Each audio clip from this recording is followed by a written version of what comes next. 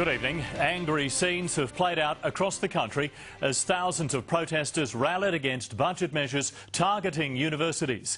Queensland students blocked Brisbane city streets, incensed by what they call a tax on education.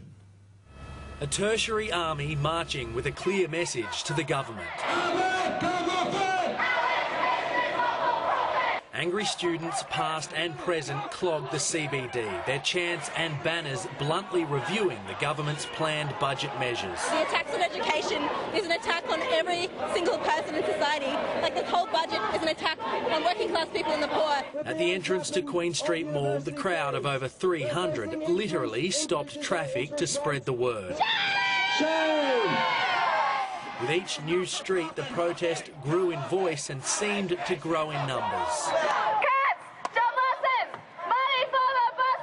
The protest had humble beginnings, a subdued crowd decrying government plans, including those to uncap uni fees. And if Tony Abbott wants to insist on these cruel measures, and if he takes us to the polls, then I think the Australian people will really relish having their say on the fact that the fair go is part of Australia's identity. Police numbers were small, not anticipating any major disruptions. The only intervention required, moving on an eager group of Young Liberals counter-protesters who attacked a federal senator.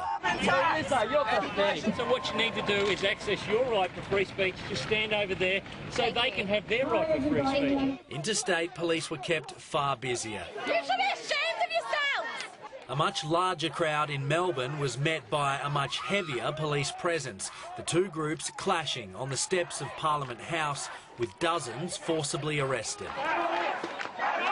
Protesters in Sydney were also seeing red. Police there using force to keep the big numbers in check. In Brisbane, violence was avoided, but passion was plentiful.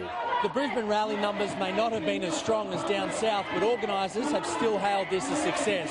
Students and their supporters say these are the first steps on the road to having the proposed budget changes scrapped. More protests are planned. Joel Dry, 9 News.